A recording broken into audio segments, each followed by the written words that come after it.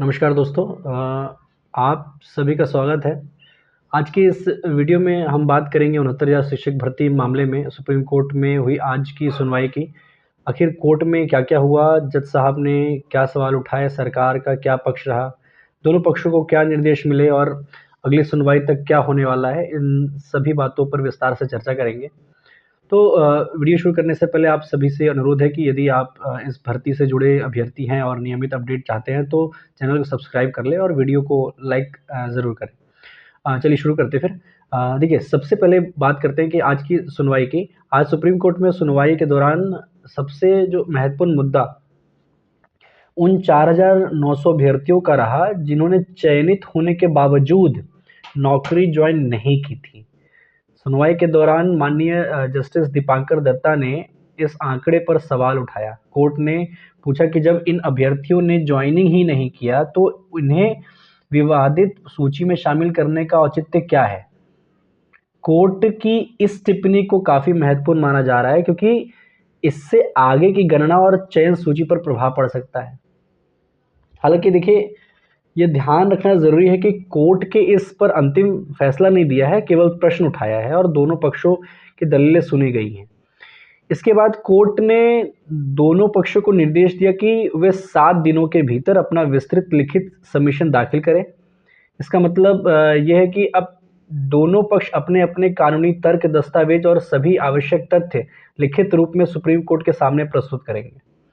Court ने यह भी स्पष्ट किया कि इस मामले की अगली सुनवाई अगले मंगलवार को मतलब कि 28 जुलाई को होगी। दोस्तों देखिए, लिखित सबमिशन बहुत महत्वपूर्ण होता है क्योंकि अंतिम निर्णय देते समय अदालत मौखिक बहस के साथ-साथ लिखित तर्कों पर भी विशेष ध्यान देती है।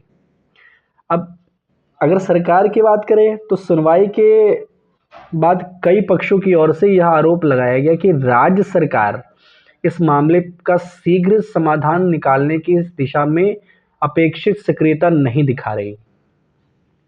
कुछ वक्ताओं ने इसे सरकार की हठधर्मिता बताया है। हालांकि यह एक पक्ष का दावा है। सरकार की ओर से भी अपने कानूनी तर्क प्रस्तुत किए गए और अंतिम निर्णय केवल सुप्रीम कोर्ट ही करेगा। इसलिए किसी भी निष्कर्ष पर पहुंचने से पहले कोर्ट के अंतिम आदेश का इंतजार करना चाहिए। अब बात करते हैं प्रभावित अभ्यर्थियों की और से लड़ रही टीम की।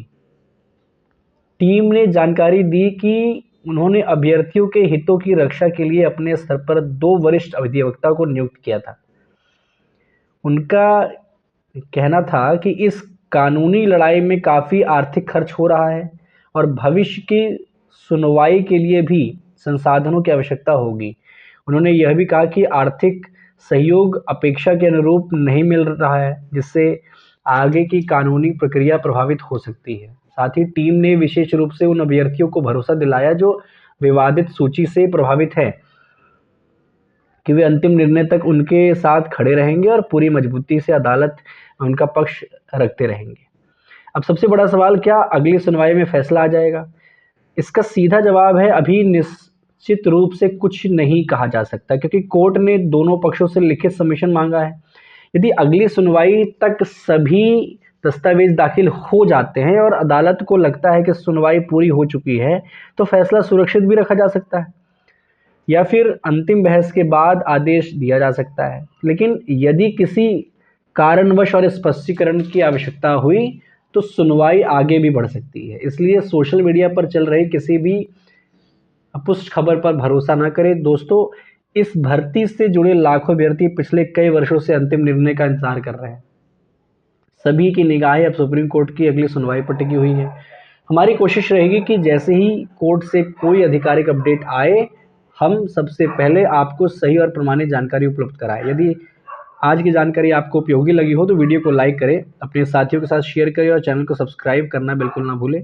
नीचे कमेंट करके ज़रूर बताइए कि आपको क्या लगता है, क्या अगली सुनवाई में इस मामले का अंतिम समाधान निकल सकता है? फिलहाल के लिए इतना ही। धन्यवाद। जय हिंद।